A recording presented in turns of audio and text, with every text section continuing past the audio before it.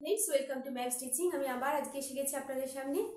আজকে আমার ভিডিওটা ভয়েসের উপর, অর্থাৎ ভয়েস চেঞ্জ। আমরা জানি অ্যাক্টিভ থেকে প্যাসিভ ভয়েসে আমরা সাধারণত ভয়েস চেঞ্জ মানে অ্যাক্টিভ থেকে প্যাসিভ ভয়েসে তার রুলস অ্যান্ড রেগুলেশনসটা আমরা অনেকেই জানি। চলুন আজকে আমি রিপিট করব, কিন্তু আজকে আমি দেখাবো কিভাবে আমরা প্যাসিভ থেকে অ্যাক্টিভে করব। কি দেখে আমরা বুঝবো, কিভাবে আমরা বুঝবো এটা কোন ধরনের সেন্টেন্স আমরা কিভাবে চেঞ্জ করব প্যাসিভ থেকে অ্যাক্টিভে। অ্যাক্টিভ থেকে প্যাসিভে আমরা সাধারণত করি, কিন্তু প্যাসিভ থেকে অ্যাক্টিভে চলুন আমরা দেখে নিই কিভাবে কি কি ধরনের সেন্টেন্সে কি দেখে আমরা বুঝবো। প্রথম সেন্টেন্সে কি আছে, a letter is written by him. যেটা প্রথম রুলস অ্যান্ড রেগুলেশন, যেটা অ্যাক্টিভ প্যাসিভে যখন আমরা অ্যাক্টিভ থেকে প্যাসিভে করি, অর্থাৎ যদি আমি দেখি as a example, I sing a song. I sing a song, আমি গান গাই, আমি একটা গান গাই। এটা অ্যাক্টিভ। এটাকে প্যাসিভ করতে হলে আমাদের কি করতে হবে, প্রথম যেটা আছে সেটা অবজেক্ট হয়ে যাবে সাবজেক্ট, আর সাবজেক্ট হয়ে যাবে অবজেক্ট অ্যাকর্ডিং টু। এবারে টেন্স আমরা এইটাকে ভার্বটাকে চেঞ্জ করব। চলো দেখে নিই প্রথমে। এখানে যদি অ্যাক্টিভ অবজেক্ট হয়ে যায় সাবজেক্ট, এখানে অবজেক্টে কি আছে, সং। তাহলে এই সং এখানে কোন টেন্সে আছে, Singh. I sing a song, অর্থাৎ এটা প্রেজেন্ট টেন্সে আছে। তাহলে according to tense be verb হয়ে যাবে এখানে। According to tense be verb বসাবো, আর অ্যাকর্ডিং টু সাবজেক্ট। যদি এটা সিঙ্গুলার থাকে তাহলে এখানে সিঙ্গুলার, যদি প্লুরাল থাকে তাহলে প্লুরাল। তাহলে সিং এর সাথে সিঙ্গুলার সাবজেক্ট প্রেজেন্ট টেন্সে ইজ। আর সিং ইজ মেইন ভার্ব কি আছে এখানে, সিং, অর্থাৎ মেইন ভার্বের থার্ড ফর্ম। প্যাসিভে অলওয়েজ মেইন ভার্বের থার্ড ফর্ম, অর্থাৎ sing, sang, sung. A sung, a song is sung, a song is sung. এইবারে সাবজেক্ট হয়ে যাবে অবজেক্ট। সাবজেক্ট কি আছে এখানে, আই, অর্থাৎ সাবজেক্ট আই হচ্ছে সাবজেক্টিভ প্রোনাউন। সাবজেক্টিভ প্রোনাউনের অবজেক্টিভ প্রোনাউন কি হয়ে যাবে, মি। তাহলে a song is sung by me. তাহলে প্রধান কি হলো, আর এইখানে মেইন প্রিপোজিশন, কিন্তু মেইন প্রিপোজিশনকে বাই। এছাড়াও আমরা আরো অনেক রকম প্রিপোজিশনকে ব্যবহার করি, কিন্তু মেইন প্রিপোজিশন এখানে বাই, যেটা প্যাসিভ ভয়েসে মাস্ট। তাহলে আমরা কি দেখলাম, সাবজেক্ট হয়ে যাবে অবজেক্ট, অবজেক্ট হয়ে যাবে সাবজেক্ট। ওই দিক থেকে যদি আমি আসি, a song according to main verb এবং অ্যাকর্ডিং টু টেন্স এখানে বি ভার্ব ব্যবহার হচ্ছে। তাহলে এ সং ইজ, এটা প্রেজেন্ট টেন্সে আছে। যদি এটা পাস্ট টেন্স হতো তাহলে এখানে হয়ে যেত ওয়াজ। এই ভার্বটার থার্ড ফর্ম হয়ে যাবে প্যাসিভে। সিং এর sing, sang, sung. A song is sung, এবারে সাবজেক্ট হয়ে যাবে অবজেক্ট, আই আছে হয়ে যাবে মি। অবজেক্টের আগে কে বসবে, এজেন্ট, কে সহায়তা কে করছে, বাই প্রেপোজিশন। তাহলে by, a song is sung by me. Understood? তাহলে আমরা সবাই জানি যে প্যাসিভে আমরা কিভাবে প্যাসিভকে চেঞ্জ করতে। এবার প্যাসিভকে কি রেখে আমরা বুঝবো কি ধরনের সেন্টেন্স কিভাবে চেঞ্জ করব। এগুলো সিম্পল সেন্টেন্স, অ্যাসার্টিভ সেন্টেন্স, এগুলোকে এইভাবে চেঞ্জ করলাম। তাহলে দেখে নি এখানে, a letter is written by him. তাহলে এখানে সাবজেক্ট কি আছে, অবজেক্ট হয়ে যাবে সাবজেক্ট। হিম হচ্ছে অবজেক্টিভ প্রোনাউন কার, হি। তাহলে এখানে he. A letter is written, main verb কি আছে এখানে, অর্থাৎ রাইট। রাইটের থার্ড ফর্মটা বসেছে রিটেন, যেটা প্যাসিভে মাস্ট, সবসময় ভার্বের থার্ড ফর্ম বসে। তাহলে হি, এখানে মেইন ভার্ব কি আছে, রিটেনের ফার্স্ট ফর্ম কি আছে, রাইট। কিন্তু এখানে যেহেতু থার্ড পারসন আছে, অ্যাকর্ডিং টু পারসন আমি আগেই বলেছি আমরা ভার্বকে চেঞ্জ করব। তাহলে এখানে কি হয়ে যাবে, হি রাইটস। হি রাইটস কি, সে কি লেখে, এ লেটার, একটা চিঠি। হি রাইটস এ লেটার। তাহলে কি হয়ে গেল, এখানে অবজেক্ট হয়ে গেল সাবজেক্ট, সাবজেক্ট হয়ে যায় অবজেক্ট। এখানে কে আছে, এখানে আছে a letter is written by him. তাহলে অ্যাক্টিভে কি হয়ে গেল, হি রাইটস এ লেটার।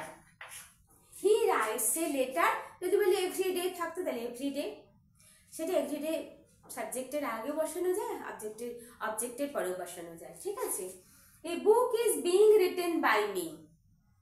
আচ্ছা এটা কোন টেন্সে আছে? এটা আছে সিম্পল প্রেজেন্ট টেন্সে আছে, এটা আছে প্রেজেন্ট কন্টিনিউয়াস টেন্সে।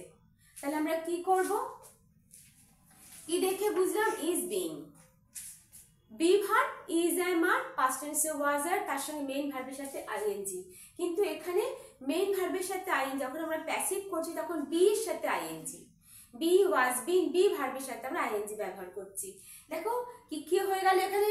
প্রেজেন্ট কন্টিনিউয়াস টেন্সে book is being, present continuous tense complete, তারপরে মেইন ভার্বের থার্ড ফর্ম রিটেন। তাহলে এখানে আমরা কিভাবে অ্যাক্টিভ করব? মি, এখানে অবজেক্টিভ প্রোনাউনের সাবজেক্টিভ প্রোনাউনের অবজেক্টকে আই, আই অ্যাম, আই এর পরে আই এর পরে অ্যাম, এটা যেহেতু প্রেজেন্ট টেন্সে আছে। I am writing, I am writing, আমি কি লিখছি? I am writing a book, a বুক এখানে সাবজেক্ট আছে, এ বুক এখানে হয়ে গেল অবজেক্ট। তাহলে অ্যাক্টিভে যে অবজেক্ট সে প্যাসিভে হয়ে যায় সাবজেক্ট, অ্যাক্টিভে যে সাবজেক্ট সে অ্যাক্টিভে হয়ে যায়, প্যাসিভে হয়ে যায় অবজেক্ট। আন্ডারস্টুড? তাহলে I am writing a book, a book is being written by me, a book is being written by me, এখানে আই, এখানে ইজ এর জায়গা হয়ে গেল অ্যাম, আই অ্যাম রাইট কে জায়গা হয়ে গেল writing, I am writing a book. আর যখন ওটা প্যাসিভে করলাম তখন কি হয়ে গেল? A book is being written by me. তাহলে কন্টিনিউয়াস টেন্স আমরা কিভাবে করলাম আমরা বুঝতে পারলাম, আশা করি বোঝাতে পেরেছি। এবারে দেখো, a dog had been killed by him, এটা কোন টেন্সে? প্রথমে টেন্সটা দেখো, এখানে আছে past perfect tense, a dog had been killed by him. তাহলে আমরা টেন্সটা বুঝে গেলাম। এরপর আমরা কি দেখবো? Subject he. তাহলে পাস্ট পারফেক্ট টেন্সে আমরা কি করব? হ্যাড এর ব্যবহার হবে, প্রেজেন্ট পারফেক্টে হ্যাজ হ্যাভ, আর পাস্ট পারফেক্টে হ্যাড। তাহলে হি হ্যাড, তারপরে মেইন ভার্ব কিল, তাহলে এখানে কিল, তাহলে মেইন ভার্বের third form kill, he had kill, he had kill, কি কি কাকে মেরেছিল? He had killed a dog, he had killed a dog. তাহলে এবারে প্যাসিভে সেটা কি হয়ে গেল? হি ইজ হয়ে গেল ওখানে অবজেক্ট, অবজেক্ট হয়ে গেল subject, a dog had been killed by him. আর অ্যাক্টিভে he had killed a dog. Understood? আগে আমরা টেন্সটা বুঝে নিলাম, এটা ছিল পাস্ট পারফেক্ট, এটা ছিল প্রেজেন্ট কন্টিনিউয়াস, এটা ছিল সিম্পল প্রেজেন্ট। আগে টেন্সটাকে বুঝে নাও, তারপরে তোমরা অ্যাকর্ডিং টু রুলস, অর্থাৎ সাবজেক্ট হয়ে যাবে অবজেক্ট, অবজেক্ট হয়ে যাবে সাবজেক্ট, তারপরে বি ভার্ব, তারপরে মেইন ভার্বের থার্ড ফর্ম, তারপরে এজে বাই, তারপরে এজেন্ট। ঠিক আছে? তাহলে আমরা অ্যাক্টিভটা কিভাবে করে ফেললাম দেখো, পরপর এদিক থেকে আসবে। এ হয়ে গেল সাবজেক্টে হি, তারপরে ভার্ব, কি ভার্ব আছে এখানে? পারফেক্ট টেন্স, হ্যাড কিলড, কাকে মেরেছে? এ ডগ। আন্ডারস্টুড? নেক্সট দেখো, লেট ইট বি ডান। এই ধরনের সেন্টেন্সগুলো আমরা কি বুঝবো? যখন লেট দিয়ে প্যাসিভে থাকবে, অর্থাৎ কোনো কিছু অ্যাডভাইস করা বা কাউকে কোনো কিছু করতে বলা, কোনো কিছু কমান্ড দেওয়া হচ্ছে, তুমি এটা করো, তখন আমরা কি যখনই দেখবো যে প্যাসিভে লেট আছে, অর্থাৎ সেখানে কোনো কমান্ডিং। ঠিক আছে? তাহলে আমরা সেখানে কি করব? তাহলে মেইন রুলস কি আছে? অবজেক্ট হয়ে যাবে সাবজেক্ট, তাহলে ডান কোন ভার্বের থার্ড ফর্ম? ডু, ডু এর থার্ড ফর্ম ডান, অর্থাৎ এখানে এটা কোন সেন্টেন্স? এটা ইম্পারেটিভ সেন্টেন্স, ইম্পারেটিভ সেন্টেন্স অর্থাৎ এখানে সাবজেক্ট হাইড থাকে। তাহলে সাবজেক্টের পরে ভার্ব বসে, যেহেতু এখানে সাবজেক্ট হিডেন, তাহলে তারপরে কি বসবে? ভার্ব বসবে। তাহলে এখানে ডানের ফার্স্ট ফর্ম কি? ডু, ডু, আর তারপরে কি এখানে কি বসে গেল? এই দেখো ইট, ডু ইট, এটা করো। যখন আমি এটা অ্যাক্টিভে বললাম ডু ইট, এটা প্যাসিভে লেট ইট বি ডান। দেখো ঠিক আছে, এখানে অবজেক্ট ইট, তার আগে বসে গেল লেট, লেট ইট, আর যেটা সিম্পল যেটা রুলসটা আমরা করে আসি, বি ভার্ব, তারপরে মেইন ভার্বে third form, let it be done, do it, let it be done. ঠিক আছে? দেখো আরেকটা সেন্টেন্স দেখাচ্ছে, এখানে আরেকটা আছে, let the window be shut. এখানেও তাই, এখানেও কাউকে আমি আদেশ করছি এই কাজটা করো, লেট দ্য উইন্ডো বি শাট। তাহলে এখানে কি করবে? শাট the window, shut the, shut the window. এই দেখো এখানে আছে কি ভার্ব শাট, এখানে আমরা জানি ইম্পারেটিভ সেন্টেন্সে ইউ শাট, তাহলে এখানে তো ইউ তো এখানে হিডেন, দ্যাটস ওয়াই প্রথমে শাট লেখো, তারপরে কি করবো the window, shut the window. Understood? খুব সিম্পল, খুব সহজভাবে প্রথমেই দেখে নেবে যখন লেট থাকছে অর্থাৎ এরা ইম্পারেটিভ সেন্টেন্স, আর লেট অর্থাৎ যখন কোনো কিছু কমেন্ট করছি, কাউকে কোনো কিছু আদেশ করছি, তখন আমরা লেটের ব্যবহার করছি। তাহলে তার অ্যাক্টিভটা আমরা কিভাবে করলাম, just shut the window, do it. ঠিক আছে, এবার দেখো আর একটা sentence, the shop was looted.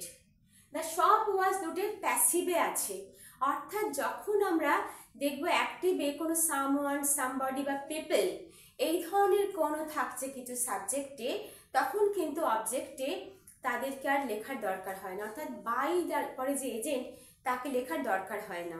অর্থাৎ এখানে আছে কি দ্য শপ ওয়াজ লুটেড, তাহলে আমরা কি লিখতে পারি, somebody looted the shop. Somebody looted the shop. The shop was looted. Somebody looted the shop. The shop was looted.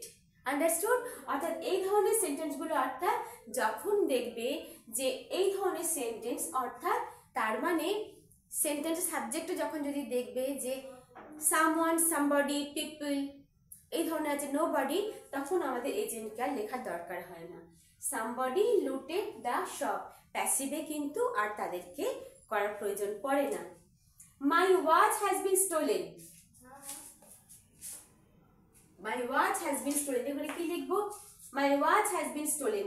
এখানে দেখো এখানে কিন্তু অ্যাক্টিভটি লিখে দিয়েছে, এবারে তুমি কি করে লিখতে পারো,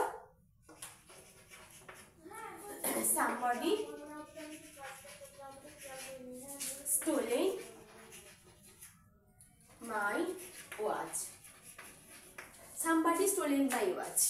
The store has been stolen. এখানে somebody has stolen. Somebody has stolen my watch. ঠিক আছে, এখানে কি লিখলাম, my watch has been stolen।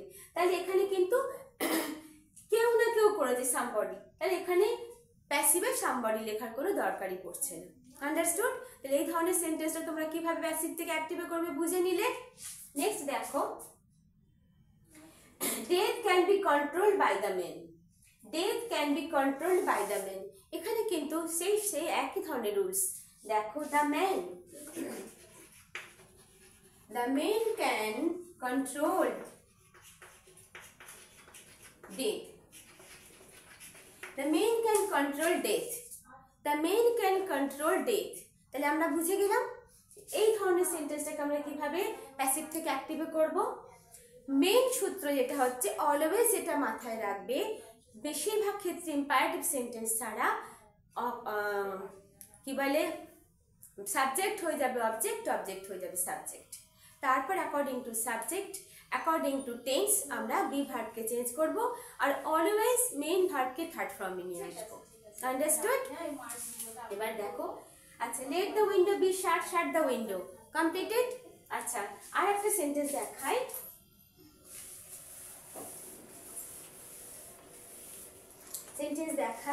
You are requested to open the door. You are requested to open the door. You are requested to open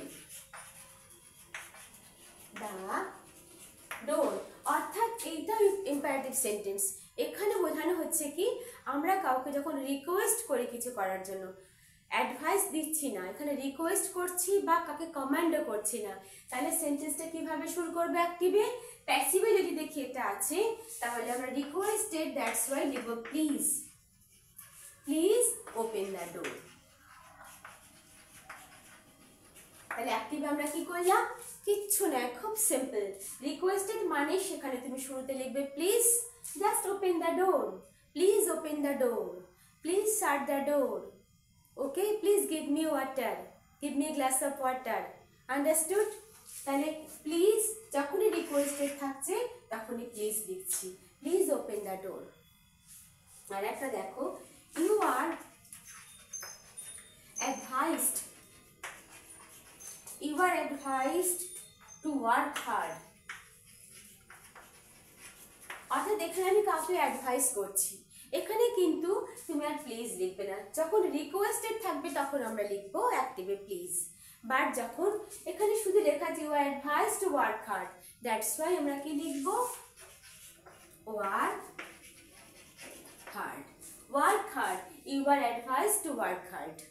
তাহলে কিভাবে আমরা passive থেকে অ্যাক্টিভে করব, এই নিয়মগুলি তোমরা যদি বুঝে যাও একবার সেন্টেন্স দেখে দেখবে কোনটা ইম্পারেটিভ সেন্টেন্স, কোনটা সিম্পল সেন্টেন্স, কোনটা কন্টিনিউয়াস টেন্স।